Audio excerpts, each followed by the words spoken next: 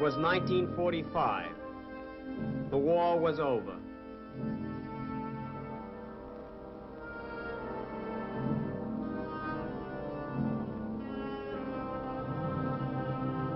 Slowly, painfully, life came back to the ruins of Europe.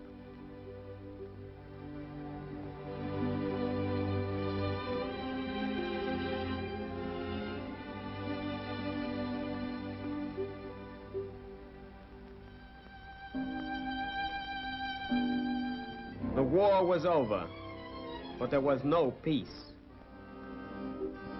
Despair crouched over the continent.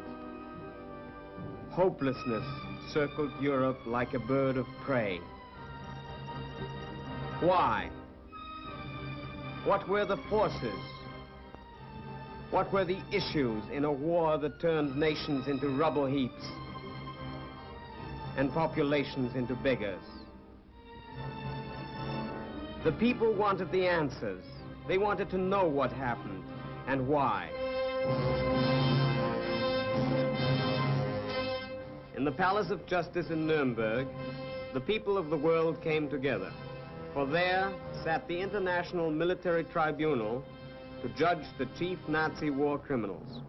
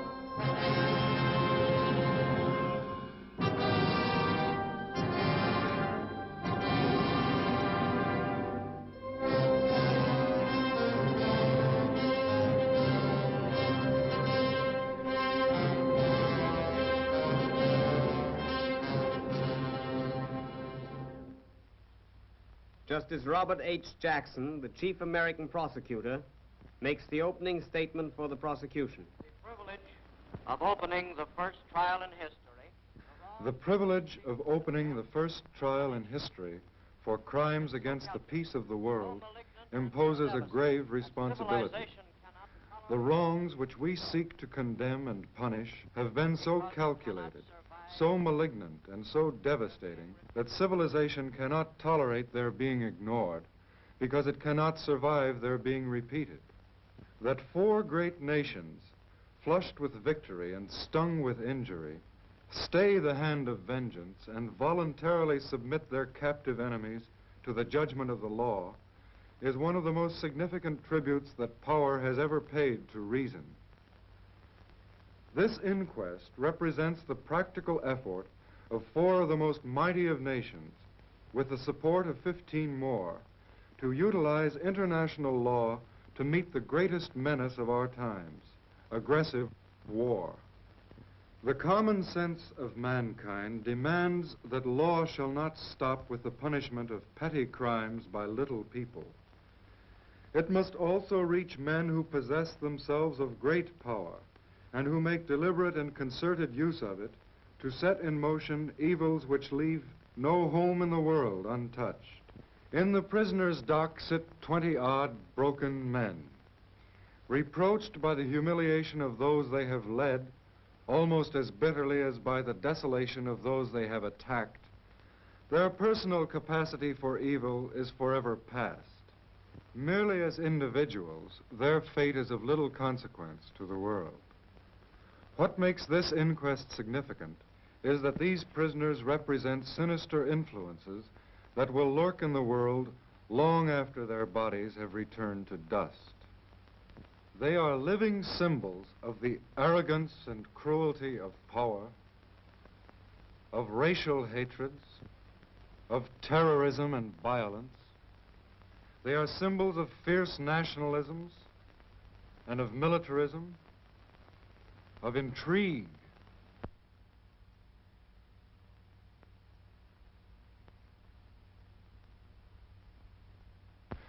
and war-making, which have embroiled Europe generation after generation, crushing its manhood, destroying its homes, and impoverishing its life. They have so identified themselves with the philosophies they conceived and with the forces they directed that any tenderness to them is a victory and an encouragement to all the evils which are attached to their names. What these men stand for, we will patiently and temperately disclose. We will give you undeniable proof of incredible events. The catalogue of crimes will omit nothing. It may be that these men of troubled conscience do not regard a trial as a favor, but they do have a fair opportunity to defend themselves, a favor which they rarely extended to their fellow countrymen.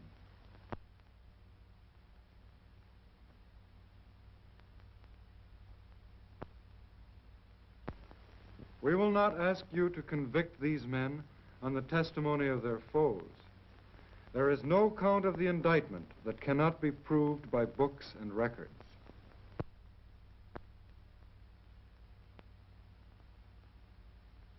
And we will show you the defendants' own films. You will see their own conduct and hear their own voices as they reenact for you from the screen some of the events in the course of the conspiracy. The acts of the defendants have bathed the world in blood.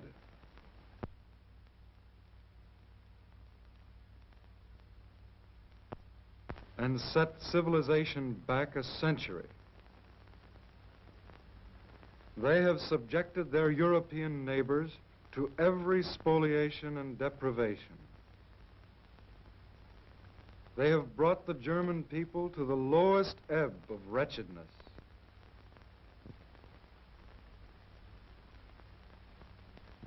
They have stirred hatreds and incited domestic violence on every continent. These are the things that stand in the dock shoulder to shoulder with these prisoners.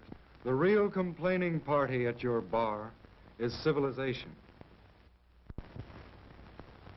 The United States of America present count 1 of the indictment, that all the defendants participated as organizers or accomplices in a common plan or conspiracy to commit crimes against peace, war crimes, and crimes against humanity.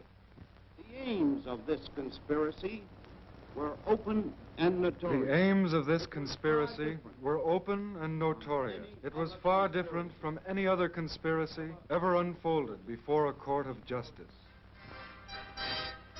Pistol shots, and then wild firing.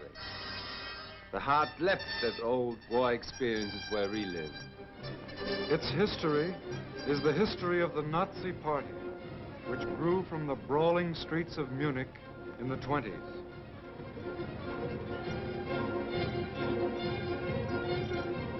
And from the beginning, Adolf Hitler and his followers were committed to the use of any means, whether or not they were legal or honorable. Their aim was the highest degree of control over the German community. Their intentions were blatantly put forth in Mein Kampf and the party program.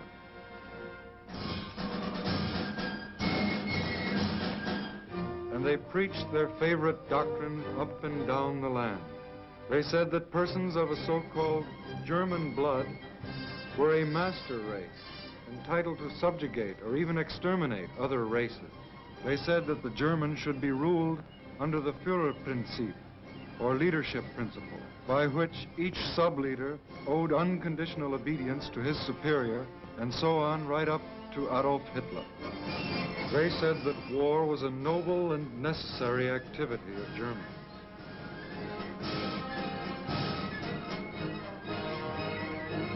And they said that the Nazi Party alone had the right to rule Germany and the right to destroy the party's enemies.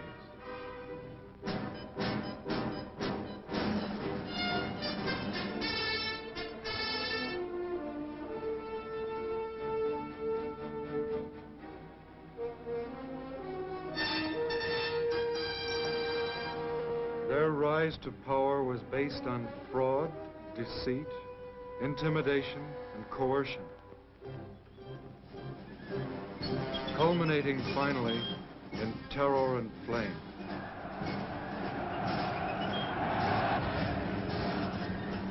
Into that flame went the democratic constitution of the Weimar Republic and the freedom of the German people. For the fires set by the Nazis extended to the very Reichstag.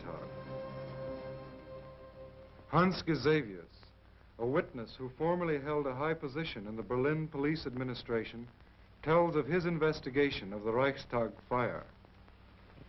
Es kurz zu sagen, zunächst den Tatbestand zu geben, haben wir festgestellt. To speak briefly and to state the facts. First of all, we ascertained that quite generally, Hitler had stated the wish for a large-scale propaganda campaign.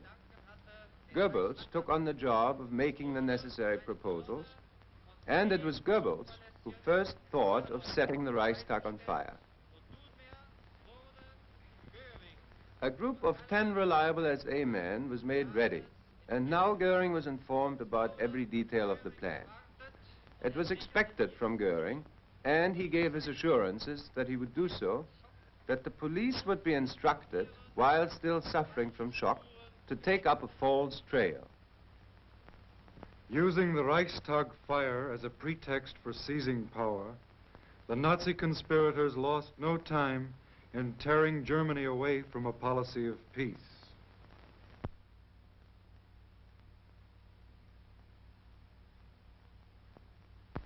Late in 1933, they led their nation out of the disarmament conference, quit the League of Nations, and embarked on a course of secret rearmament. By 1934, the new armaments program designed by defendants Goering, Schacht, and Funk was going full blast.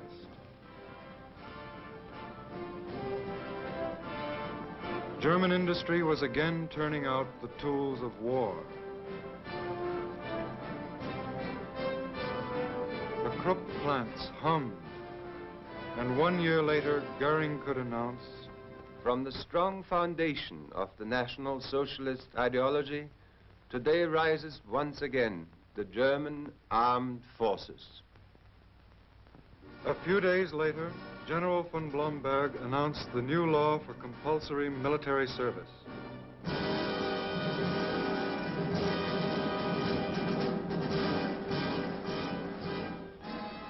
The law was signed by defendants Goering, Hess, Frank, Frick, Schacht, and von Neurath. The training began.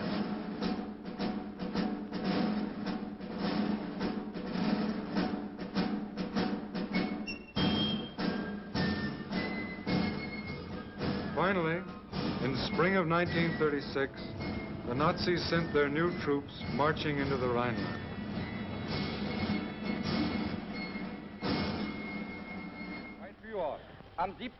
Mein Führer, on March 7th, 1936, soldiers of the army, which was created by order of the Führer, crossed the sacred river of German history and occupied their former garrisons.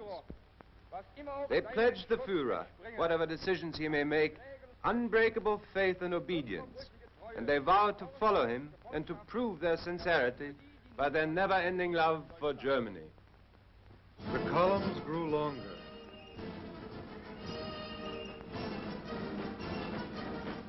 The sound of boots grew louder on the streets of Nuremberg. But Hitler said, The German people is not a people which welcomes a war today, tomorrow, or the day after tomorrow. That is not in the character of the German. He is by nature not only peaceful and peace-loving, but above all conciliatory. He wants to work. In our country are millions of peasants. They want to till their fields, they want to bring in their harvest. There are millions of workers. They want to perform their work.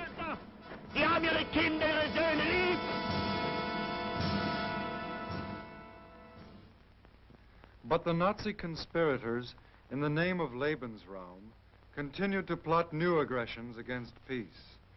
In November 1937, Hitler called a special meeting with defendants Goering, von Neurath, and Raeder, and generals von Blomberg and von Fritsch. The meeting was secret, but Lieutenant Colonel Hossbach, Hitler's personal adjutant, faithfully recorded Hitler's words. The German question can be solved only by way of force. For the improvement of our military political position, it must be our first aim, in every case of entanglement by war, to conquer Czechoslovakia and Austria simultaneously. The annexation of the two states to Germany, militarily and politically, would constitute a considerable relief. This meeting set the stage for Nazi expansion, and Act I came only 3 months later at Berchtesgaden, where Defendant von Papen finally engineered a meeting between Schuschnigg, the Austrian Chancellor, and Hitler and Defendants Keitel and von Ribbentrop. Guido Schmidt, who was Austrian Foreign Minister at the time, also attended the meeting, and now he takes the witness stand. Did Hitler demand that Seyss-Inquart be made Minister of Security? That was one of the demands on their program. Were there also demands made with regard to currency exchange and customs? There were demands of an economic nature of every kind. Hitler told you that you had until February 15th to accept his terms, didn't he? And he told you that if you didn't do so, he would use force? The ultimatum, as Hitler stated it, was that he intended, as early as February, to march into Austria, and that, for the last time, he was prepared to postpone it. Faced by these threats, the Austrians carried out all Hitler's demands. But the Nazi conspirators weren't satisfied. A month later, when Schuschnigg announced a plebiscite on Austrian independence, Hitler and Defendant Goering demanded the plebiscite be canceled. Another ultimatum demanded Schuschnigg resign within 3 hours. Fearing invasion, Schuschnigg resigned, and finally Defendant Seyss-Inquart was appointed the new Chancellor of Austria. That same day, Goering in Berlin called Kepler of the German embassy in Vienna. The conversation was transcribed. Kepler spoke first. Well, we represent the government now. Yes, that's it. You're the government. Listen carefully. The following telegram should be sent here from Seyss-Inquart. Take the notes. The provisional Austrian government sends to the German government the urgent request to support it in its task to help prevent bloodshed. For this purpose, it asks the German government to send German troops as soon as possible. Well, SA and SS are marching through the streets. Everything has collapsed with the professional groups. Seyss-Inquart is the only one who still has power in Austria. Yes. Then our troops will cross the border today.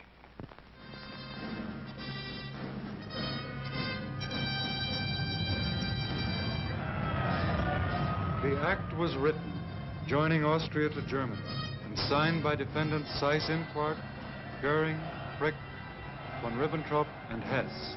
Hitler, of course, had said, Germany neither intends nor wishes to interfere in the internal affairs of Austria, to annex Austria or to conclude an Anschluss. 21st of May, 1935, Adolf Hitler.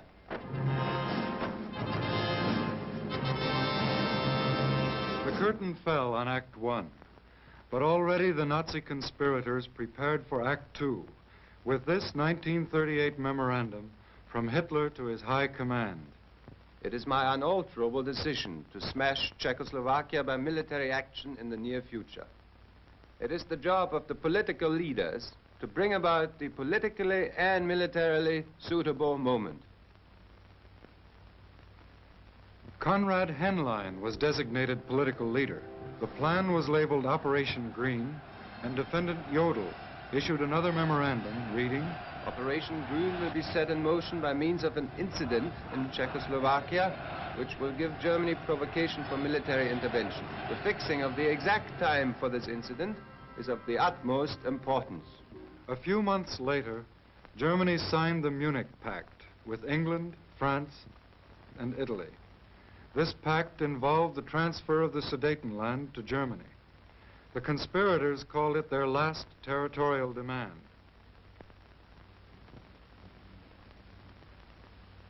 But before the ink was dry, they were making other plans. For Hitler's goal was the complete absorption of Czechoslovakia.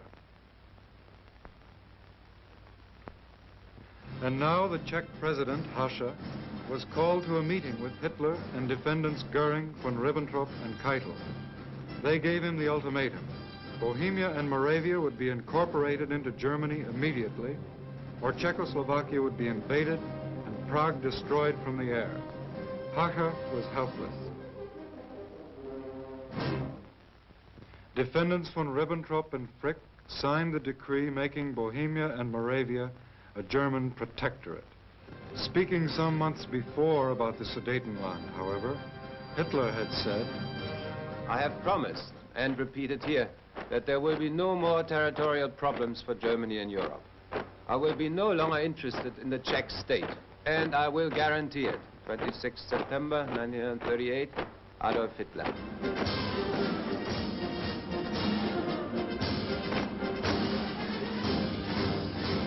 Now, according to more of his adjutant's notes, Hitler reviewed the Nazi plan of violence and treachery from 1934 to 39. The notes read, First, rearmament. In 1935, the introduction of compulsory military service. After that, militarization of the Rhineland. 1 year later, Austria came. It brought about a considerable reinforcement of the Reich. The next step was Bohemia and Moravia. Then followed the erection of the protectorate, and with that, the basis for action against Poland was laid. Basically, I did not organize the armed forces in order not to strike. The decision to strike was always in me. In the name of the United Kingdom of Great Britain and Northern Ireland, Sir Hartley Shawcross presents Count 2, Crimes Against Peace, charging that all the defendants participated in the planning and waging of wars of aggression, wars in violation of international treaties, agreements, and assurances. The first step was the Rhineland, and the next step was Austria. the Rhineland is occupied, Austria and Czechoslovakia are seized by Germany, and now the Nazi conspirators turn to the next problem, the conquest of Poland. Again, an adjutant, Lieutenant Colonel Schmundt, transcribed Hitler's words. The solution of the problem demands courage. It is impossible without invasion of foreign states or attacks on foreign property. There's therefore no question of sparing Poland, and we are left with the decision to attack Poland at the first suitable opportunity. We cannot expect a repetition of the Czech affair. There will be war. Meanwhile, according to their well-established practice, the conspirators stirred up the Danzig issue to furnish frontier incidents which could justify an attack on Poland. Then, on 23 August, the Nazis signed their non-aggression pact with Russia. Then Hitler told his high command, Now Poland is in the position in which I want her. I'm only afraid that at the last moment some Schweinehund will make a proposal for mediation. appeals were made, twice by the Pope and by President Roosevelt.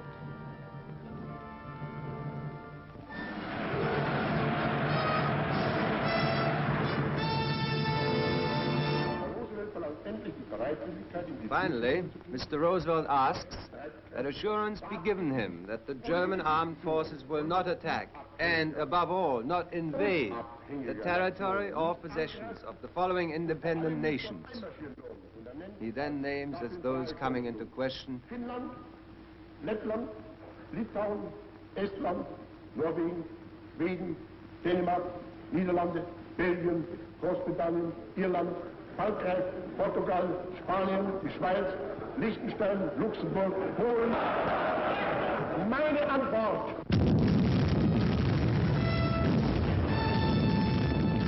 On 1 September 1939, the Nazis sent the Wehrmacht smashing into Poland and into a new world war. For France and England, faithful to their mutual assistance pact with Poland, immediately declared war on Germany.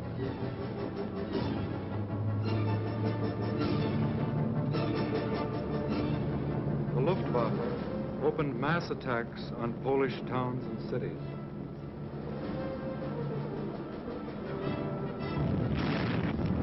And Hitler, according to Schmundt's notes, said, Destruction of Poland in the foreground.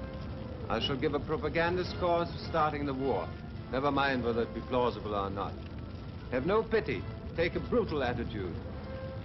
But, as usual, before the attack on Poland, Hitler told the world, During the troubled months of the past year, the friendship between Poland and Germany has been one of the reassuring factors in the political life of Europe. 30th of January 1939, Adolf Hitler. The path of destruction started in Poland, but soon it led north and south across all Europe. And each new aggression was based on Hitler's principle that in war, victory, not right, is what matters. Non-aggression treaty. It is firmly resolved to maintain peace between Denmark and Germany in all circumstances. 31st of May, 1939, Ribbentrop. But on 9 April 1940, German troops invaded Denmark.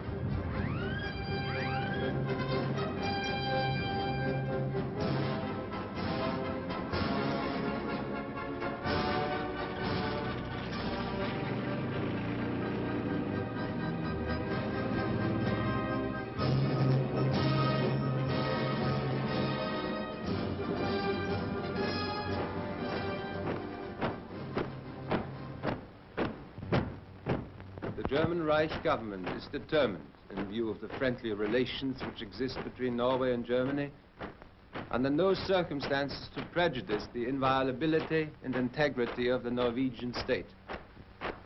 2nd of September 1939, Deutsches Reich.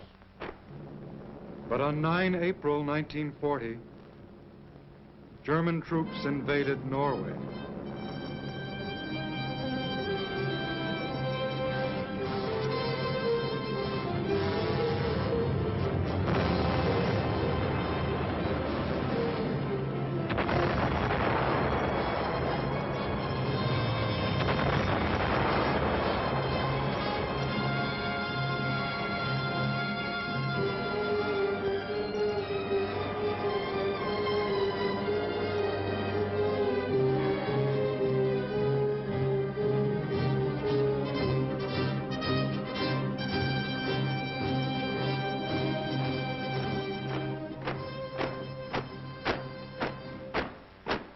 I assure the governments of Belgium, Holland, and Luxembourg that Germany will not violate their neutrality.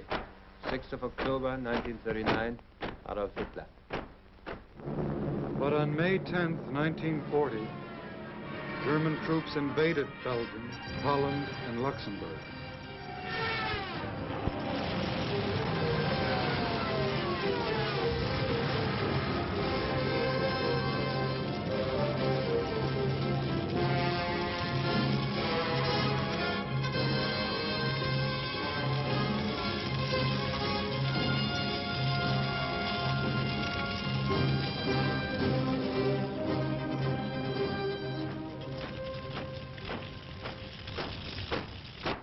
The firmly established, reliable relationship of Germany to Yugoslavia will represent an element of calm to our nerve-wracked continent. This peace is the goal of all who are disposed to perform really constructive work. 1st of June, 1939, Adolf Hitler. But on 6 April 1941, German troops invaded Yugoslavia.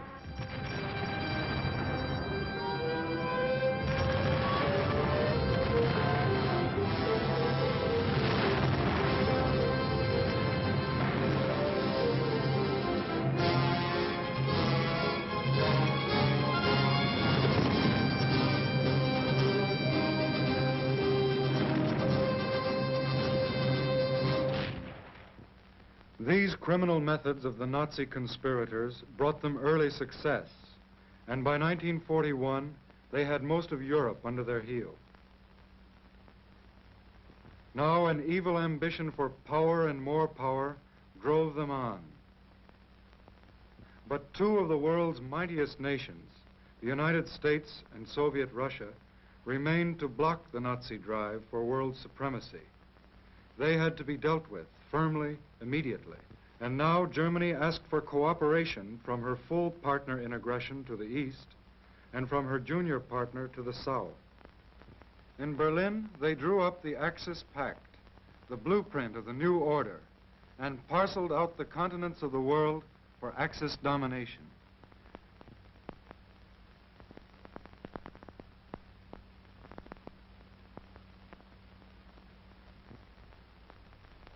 Italy was to get the Mediterranean sphere. Japan was to get the Orient, and to Germany would go the rest of the world.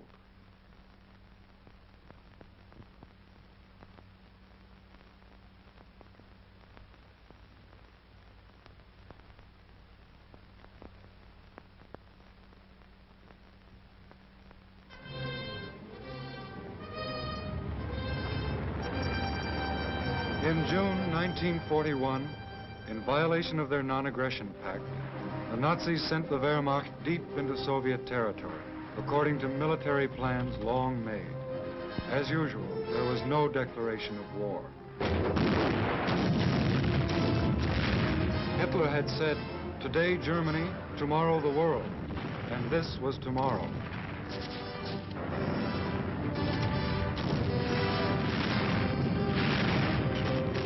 Land warfare in the east, air warfare in the west. For now, defendant Goering's Luftwaffe was hurled with full force against the people and cities of Britain. Hitler, after all, had told the Reichstag, I will blot out their cities.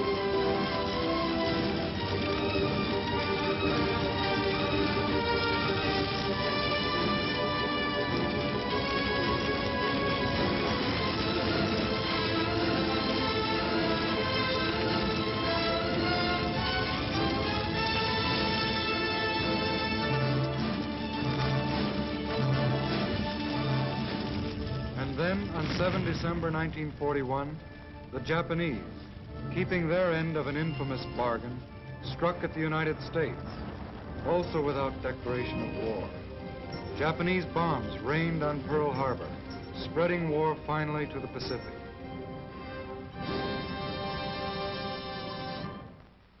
The new order was on the march. World War II flamed around the globe. In the name of the Union of Soviet Socialist Republics, General Rudenko presents counts 3 and 4, charging that all the defendants committed war crimes in Germany and in all those countries occupied by Germany.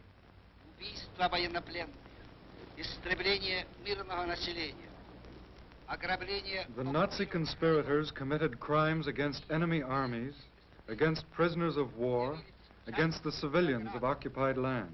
They believed in the barbaric doctrine of total war and considered themselves freed from the restraints of international law or the established customs of war. Their ruthless policies were ordered in directives like this one from General Reinecke of the Wehrmacht High Command. The Bolshevist soldier has lost all claim to treatment as an honorable opponent. Active or passive resistance must be broken immediately by force of arms. Prisoners of war attempting to escape are to be fired on without previous challenge. No warning shot must be fired. More proof of this savage Nazi policy comes from the affidavit of Kurt Lindau, former Gestapo officer. There existed in the prisoner of war camps on the Eastern Front small screening teams headed by lower-ranking members of the Gestapo. It was the duty of these teams to segregate the prisoners of war who were candidates for execution according to the orders that had been given, and to report them to the office of the Gestapo. And a letter from defendant Rosenberg to defendant Keitel in 1942 stated clearly, a large part of the Soviet prisoners of war has starved or died because of the hazards of the weather. In many cases, prisoners of war could no longer keep up on the march because of hunger and exhaustion. In numerous camps, no shelter for the prisoners was provided at all. Even tools were not made available to dig holes or caves.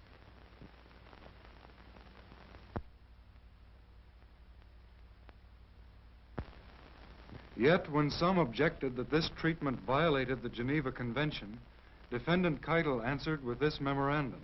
We are concerned with the destruction of an ideology. Therefore, I approve and back the measures. This is proved by the testimony of General Lahusen, who worked under Admiral Canaris in the Abwehr. General Lahusen attended conferences where crimes against whole populations were plotted in advance by the Nazi conspirators. Will you please explain exactly what took place at this conference in the Führer's train? First of all, Canaris had a short talk with von Ribbentrop, particularly as regards the Polish region. Secondly, Canaris spoke vehemently against the measures that he, Canaris, had found out about, to wit, the projected shooting and extermination measures that were being directed against the Polish intelligentsia, nobility, and clergy, as well as all elements that could be regarded as embodiments of the national resistance movement.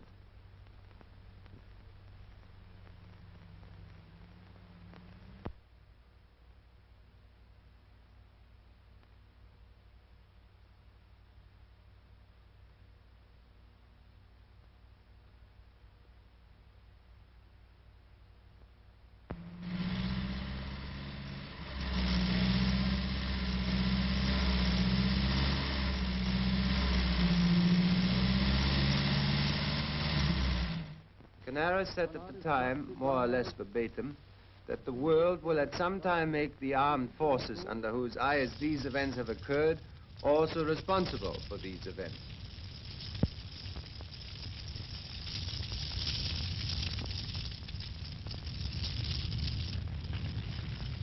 Defendant Frank, Nazi governor of Poland, was another of the conspirators guilty of directing mass murder.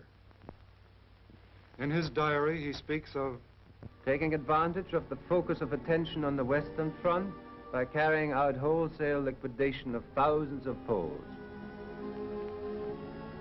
These atrocities were not restricted to the east. Here is the proof in the village of Oradour-sur-Glane, France.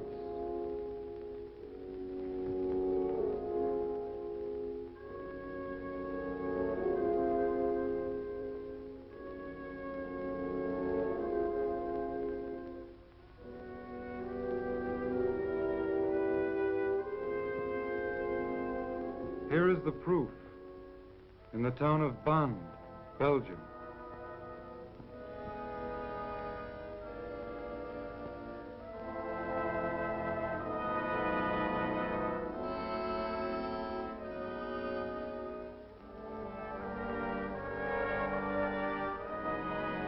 Here is the proof in the San Callisto Caves, Italy, where 350 hostages were carefully listed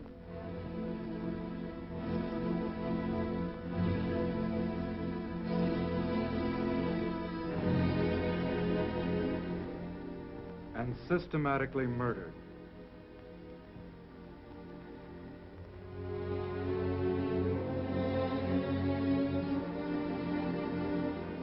And here is Lidice in Czechoslovakia. In blind retaliation for the assassination of SS man Heydrich, the Nazis murdered all Lidice's men and sent their women and children into slavery in Germany.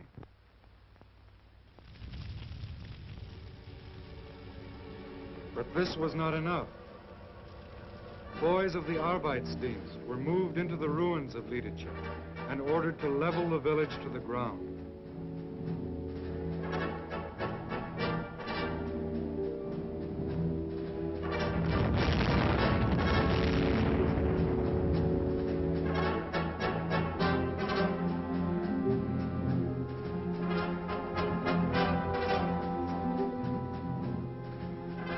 Lidice was to be the Nazis' example to all occupied peoples. But more terrible still were the concentration camps, which from the beginning had been the conspirators' chief weapon against opposition of every kind.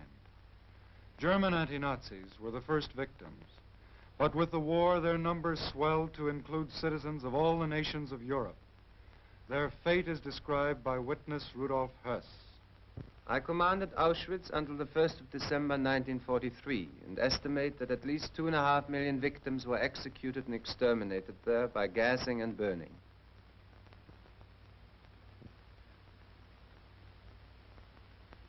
At least another 500,000 succumbed to starvation and disease, making a total dead of about 3 million. Included among the executed and burned were approximately 20,000 Russian prisoners of war who were delivered at Auschwitz in Wehrmacht transports.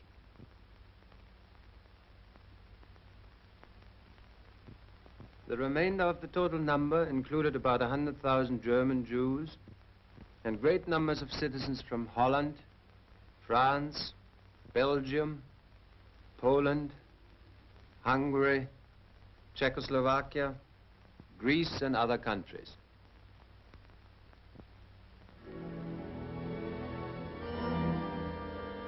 Medical experiments, too, were standard procedure at many concentration camps. These included lowering the body temperature to 28 degrees centigrade, high-altitude tests in pressure chambers, experiments with poisoned bullets and contagious diseases, and even sterilization experiments. This was genocide, the premeditated destruction of entire peoples. Genocide, the direct result of the Nazis' claim that they had the right to destroy the party's opposition. Tomorrow, the world, dead or alive.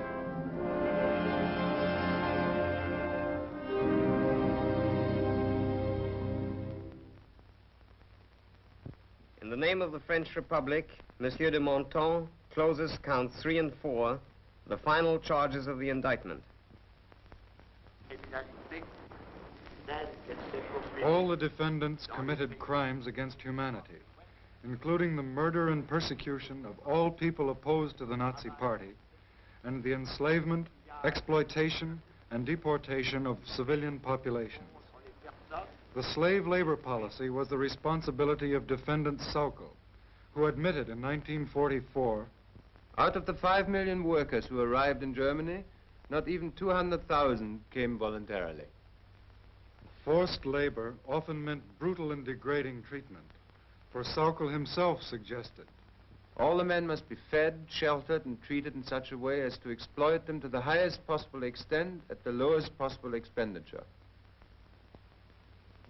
And defendant Bormann added, the Slavs are to work for us. Insofar as we do not need them, they may die. Slavery was only one aspect of Nazi exploitation. Defendant Goering, in a talk with German occupation authorities in 1942, discussed another, plunder. God knows you are not sent out to work for the welfare of the people in your charge, but to get the utmost out of them so that the German people can live. This everlasting concern about foreign people must cease now, once and forever. I have here before me reports on what you are expected to deliver. It makes no difference to me in this case if you say that your people will starve.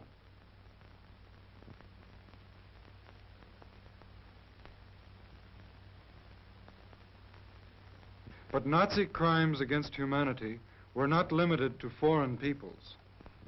Defendant Frick, as Minister of Interior, directed a program aimed at aged, insane, or incurable Germans, the so-called useless eaters. Thousands were committed to special institutions. Few ever returned. Evidence proves they were murdered because they were useless to the plans of the Nazi conspirators. But perhaps the greatest crime against humanity the Nazis committed against the Jews. A campaign of hate and murder that goes to the heart of the Nazi movement.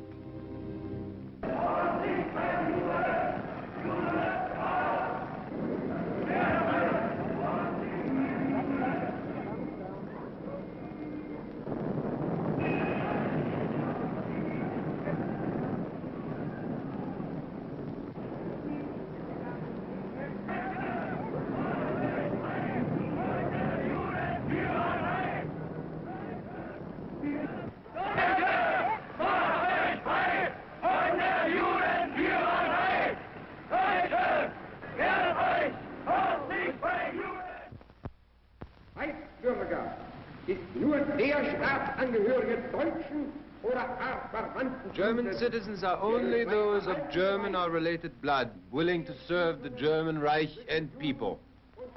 Marriages between Jews and citizens of German or related blood are prohibited.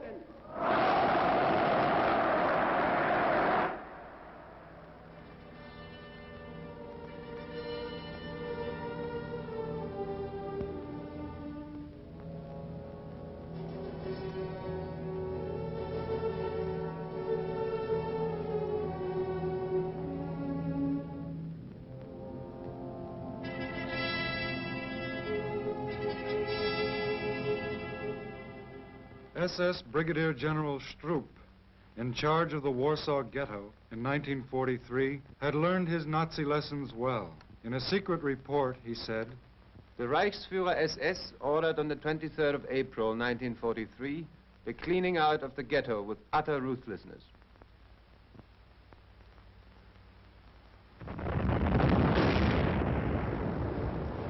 I therefore decided to destroy and burn down the entire ghetto. Jews frequently left their hideouts, but occasionally remained in the burning buildings and jumped out of the windows only when the heat became unbearable.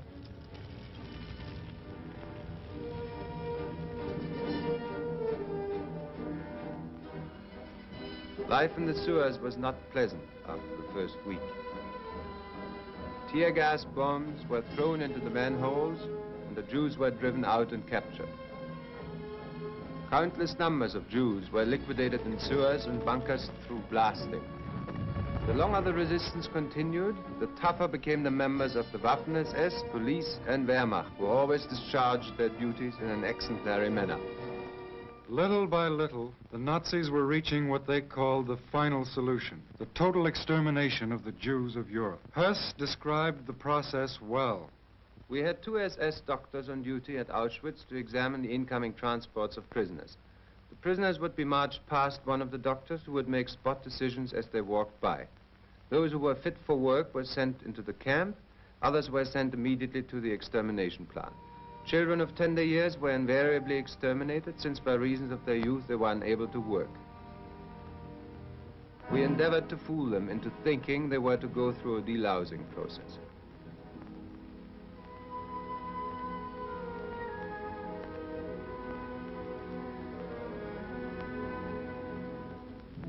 It took from 3 to 15 minutes to kill the people in the death chamber, depending upon climatic conditions. We knew when the people were dead because their screaming stopped. We usually waited about 1/2 hour before we opened the doors and removed the bodies. After the bodies were removed, our special commandos took off the rings and extracted the gold from the teeth of the corpses. Much of this loot was then transferred to secret vaults of the Reichsbank at Frankfurt am Main, the Reichsbank of defendant Funk.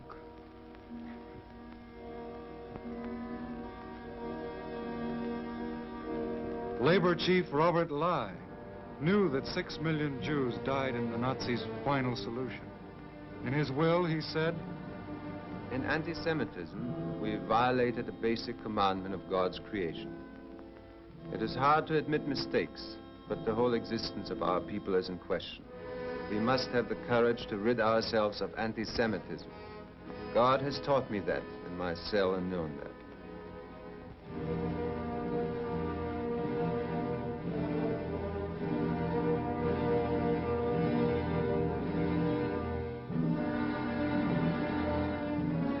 And defendant Frank himself said before this court, "Wir haben den Kampf gegen das Judentum jahrelang geführt. We have fought against Jewry, and we have allowed ourselves to make utterances which are terrible. 1,000 years will pass, and this guilt of Germany will still not be erased." the prosecution rests. The defense begins. They call 61 witnesses and introduce 38,000 affidavits on the defendant's behalf. They submit 136,000 more affidavits on behalf of the SS, 10,000 on behalf of the SA, 7,000 on behalf of the SD, 3,000 on behalf of the General Staff and OKW, 2,000 on behalf of the Gestapo. These attorneys were personally selected by the defendants. Many are well-known German lawyers, and each now rises to plead acquittal for his client. Some make blanket denials of all guilt.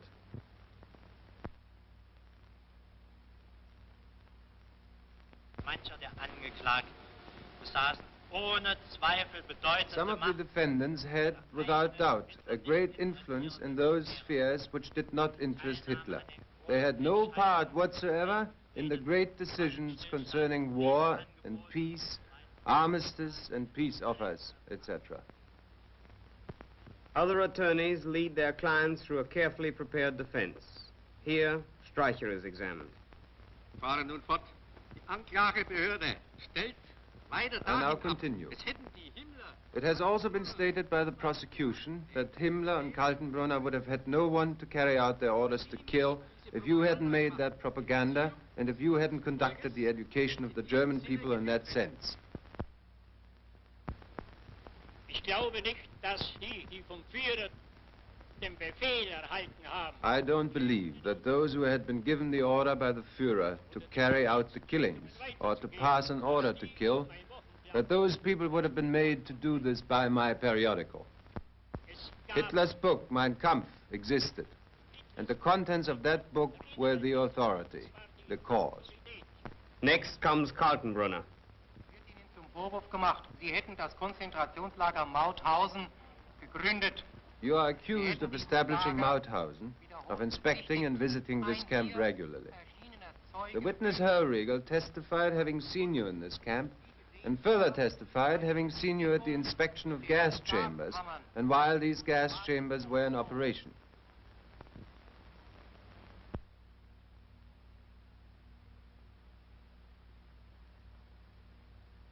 Diese Bekundungen sind falsch.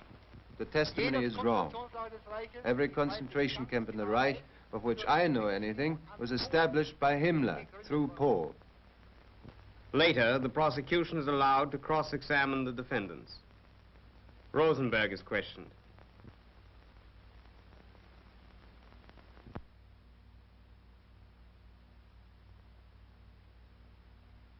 Did your ministry force people to leave their homes, to go to Germany, to work for the German state? Hier ein Zwang ausgeübt wurde. It is true that force was used, and it is not denied that some terrible encroachments occurred. Now, Raeder takes the stand. On the 23rd of May, in the Reichschancellery, Hitler said that he would give you an indoctrination on the political situation. And he said, "We are left with a decision to attack Poland at the first opportunity." Did you still think that he had no aggressive intentions? Ich habe noch viel länger geglaubt. Genau wie Herr Generaloberst Jodl I believed that for a long time. Just as General Jodl said, after Hitler had solved the Czech problem purely politically, it was to be hoped he would also be able to solve the Polish question without bloodshed. I believed that until the last moment, until the 22nd of August. Keitel is cross-examined. Yesterday, your counsel showed you this order, dated 16 September 1941. It said that it is necessary to take immediate cruel measures and that human life in the East is absolutely worthless. You remember the basic idea of the order, that human life costs absolutely nothing? Please answer the question. You signed this order with this statement? Ja. Next, Jodl. Do you remember any other reason for such great mortality among Soviet prisoners of war? Ich wusste von diesen Gründen des I didn't know the Massensterbens reasons nichts. for this mass Sie sind murder, auch vollkommen but they seem to be completely wrong. That I do know. Now, von Ribbentrop. Are you telling the tribunal on your oath that you knew nothing about the effect of military pressure on Austria? Ich möchte nochmals betonen, I dass wish ich to völlig stress again that I knew nothing about military measures, and that if I had known something, I wouldn't see any reason not to say so. But it is a fact that during the days before and after the Hitler-Schuschnigg meeting, I was so busy taking over the Foreign Office that I could give only slight attention to the Austrian problem.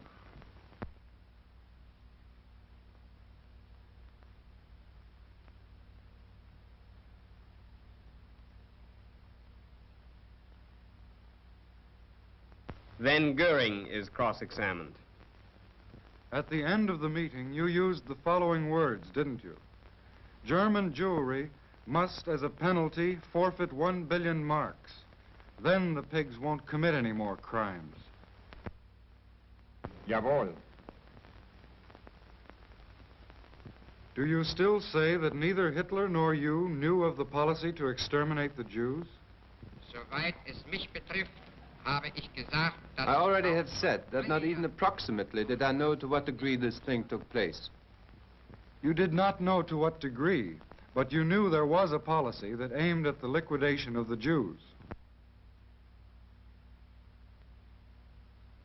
Nein, auf die Auswanderung der Juden und nicht auf ihre No, Ausrottung. not liquidation of the Jews. I only knew that certain perpetrations had taken place. Speer takes the stand. You were present on April 23rd, 1945, when Hitler received the telegram from Goering suggesting that he take over power. What did Hitler say on that occasion?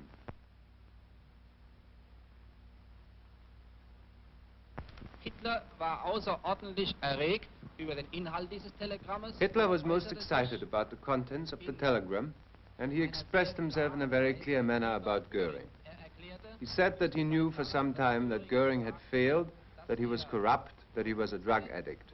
It was typical of Hitler's attitude toward the entire problem, however, that he followed this statement up by saying, but he can nevertheless negotiate the capitulation. He stated in an offhand manner, it doesn't really matter who does it. His disregard for the German nation was expressed in the way he said this. After months of examination and cross-examination, several defendants make final statements to the tribunal. Frank is first. Ich selbst möchte aber hier ganz aus der Tiefe meines Empfindens I myself, speaking from the very depth of my sentiments and from the experience of 5 months of this trial, want to say this. Now that I have gained the last insight into all that which has been committed in the way of dreadful atrocities, I feel a terrible guilt within me. Funk declares. Als mir nun diese Terror- und Gewaltmaßnahmen gegen die Juden When these measures of terror and violence against Jews were put up to me, I suffered a nervous breakdown, because at the moment it came to my mind with full clearness that from here on the catastrophe took its course all the way up to the terrible and atrocious things about which we have heard, and about which I knew only in part at the time of my imprisonment.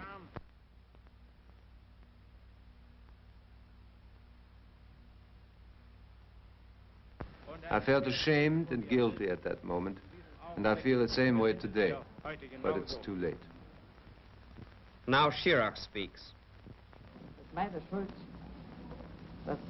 It is my guilt that I educated German youth for a man who committed murders millionfold. Schacht is next. Denn hat alles, was vorher dem deutschen Volke und damit auch mir versprochen hatte. Everything he promised to the German people and thereby to himself, he did not afterwards keep. He promised equal rights for all citizens, and without regard to their capabilities, his adherents got privileges before all other citizens. He promised to fight against political lies, and together with his minister Goebbels and by himself, he never did anything but disseminate political lies and political fraud. He released criminals and put them into his service. He did everything in a way of not keeping his promises. He deceived the world, Germany, and me. Speer once more. The tremendous danger contained in this totalitarian system only became really clear the moment we were approaching the end. Everything that has happened during this trial, everything you have seen in the way of orders which were carried out without any hesitation, did after all turn out to be mistaken. That is why this trial must contribute to the prevention of such distorted wars in the future and to the establishment of principles for human cooperation.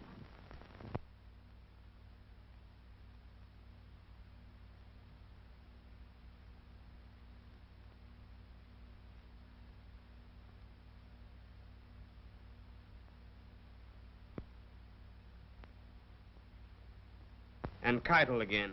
Ich habe geirrt und war nicht imstande, I erred. I was not able to prevent what should have been prevented. That is my guilt. das ist I meine can Schuld. only wish that out of a clear recognition of the causes, of the disastrous methods, and the terrible consequences of this war, there will arise for the German people a new hope for a better future in the community of nations.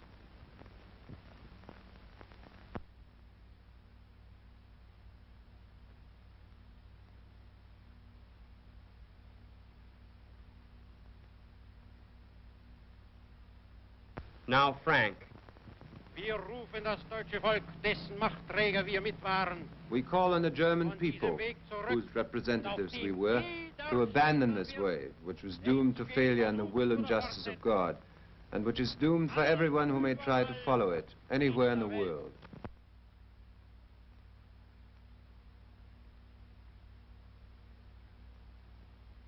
The last defendant to speak is Fritzsche. Nun, Sie haben von Hitler nichts Gutes erwartet. You of the prosecution did not expect anything good from Hitler, and you are amazed about the extent of what really happened. But then try to understand the indignation of those who did expect something good from Hitler and were betrayed. I am one of these betrayed.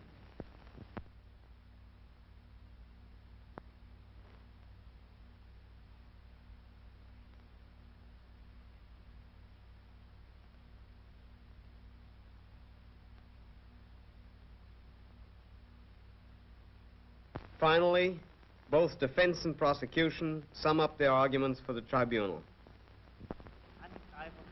An aggressor can be branded only by the world's conscience. That supreme organ of humanity must have not only real, but also moral authority.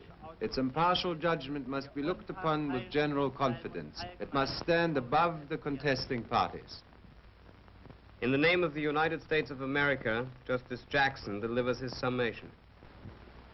According to the testimony of each defendant, these men saw no evil, spoke none, and none was uttered in their presence. If we combine only the stories from the front bench, this is the ridiculous composite picture of Hitler's government that emerges. It was composed of a number 2 man who never suspected the Jewish extermination program, although he signed over a score of anti-Semitic decrees. A number 3 man who was merely an innocent middleman, transmitting Hitler's orders without even reading them, like a postman or delivery boy. A foreign minister who knew little of foreign affairs and nothing of foreign policy. A field marshal who issued orders to the armed forces but had no idea of the results they would have in practice. A security chief who was of the impression that the policing functions of his Gestapo and SD were somewhat on the lines of directing traffic. A party philosopher who had no idea of the violence which his philosophy was inciting in the 20th century. A governor general of Poland who reigned but did not rule. A Gauleiter of Franconia, whose occupation was to pour forth filthy writings about the Jews, but who had no idea that anybody would read them.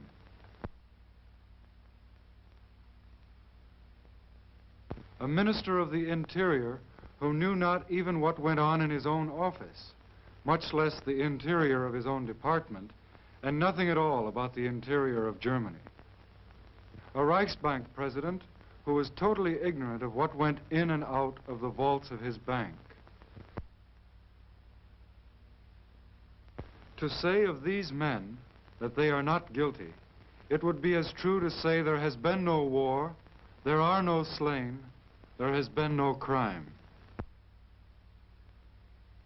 In the name of the United Kingdom of Great Britain and Northern Ireland, Sir Hartley Shawcross delivers his summation.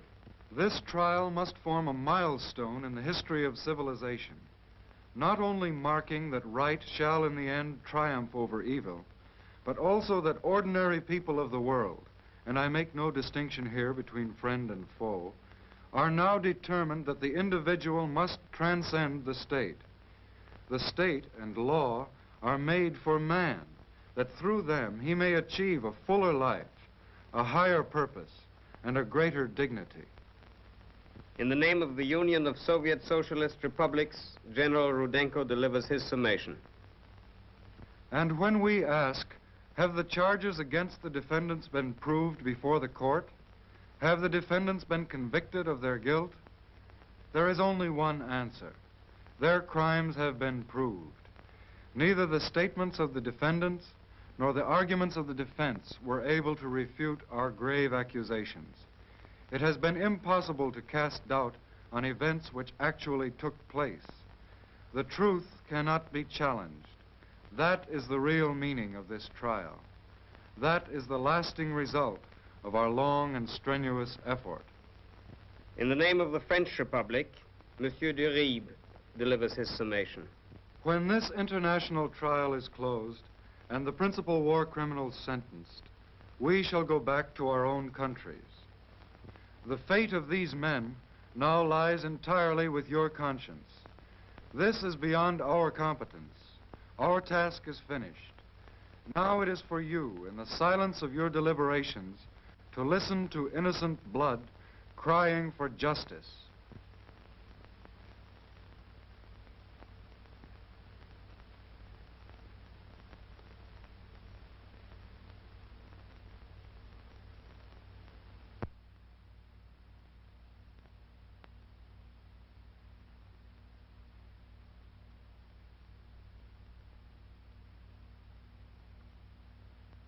Lord Justice Lawrence, Great Britain, Mr. Francis Biddle, United States, Monsieur de Faber, France, and Major General Nikitchenko, USSR, and their alternates prepare the verdict. It will be based on the opinion of the majority.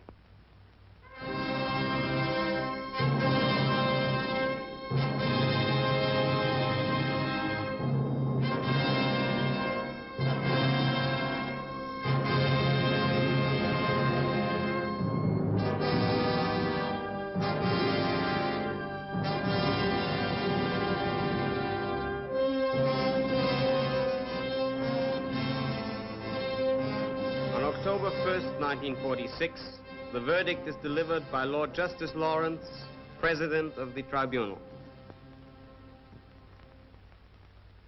Of the organizations, the SS, SD, Gestapo, and Leadership Corps are found guilty. The High Command, SA, and Reich Cabinet not guilty. As for the individual, Wilhelm Hermann Goering, guilty of conspiracy, crimes against peace, war crimes, and crimes against humanity. Death by hanging. Rudolf Hess, guilty of conspiracy and crimes against peace. Life imprisonment. Joachim von Ribbentrop, guilty of conspiracy, crimes against peace, war crimes, and crimes against humanity. Death by hanging. Wilhelm Keitel, guilty of conspiracy, crimes against peace, war crimes, and crimes against humanity. Death by hanging. Ernst Kaltenbrunner, guilty of war crimes and crimes against humanity. Death by hanging. Alfred Rosenberg, guilty of conspiracy, crimes against peace, war crimes, and crimes against humanity. Death by hanging. Hans Frank, guilty of war crimes and crimes against humanity. Death by hanging. Wilhelm Frick, guilty of crimes against peace, war crimes, and crimes against humanity. Death by hanging. Julius Streicher, guilty of crimes against humanity. Death by hanging. Walter Funk, guilty of crimes against peace, war crimes, and crimes against humanity. Life imprisonment. Hjalmar Schacht, not guilty on this indictment, released. Karl Dönitz, guilty of crimes against peace and war crimes, 10 years imprisonment. Erich Raeder, guilty of conspiracy, crimes against peace, and war crime, life imprisonment. Baldur von Schirach, guilty of crimes against humanity, 20 years imprisonment. Fritz Saukel, guilty of war crimes and crimes against humanity, death by hanging. Alfred Jodl, guilty of conspiracy, crimes against peace, war crimes, and crimes against humanity, death by hanging. Franz von Papen, not guilty on this indictment, released. Albert Speer, guilty of war crimes and crimes against humanity, 20 years imprisonment. Konstantin von Neurath, guilty of conspiracy, crimes against peace, war crimes, and crimes against humanity, 15 years imprisonment. Arthur Seyss-Inquart, guilty of crimes against peace, war crimes, and crimes against humanity, death by hanging. Hans Fritzsche, not guilty on this indictment, released. Martin Bormann, tried in absentia, guilty of war crimes and crimes against humanity, death by hanging. The trial is over.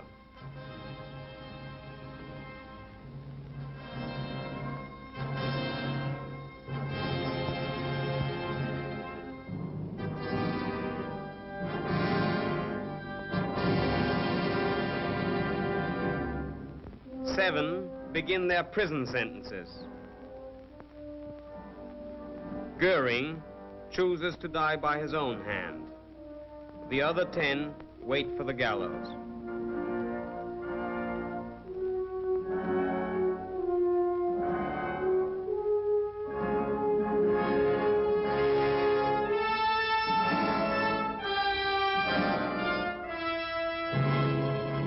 In Nuremberg, the people of the world found out and why.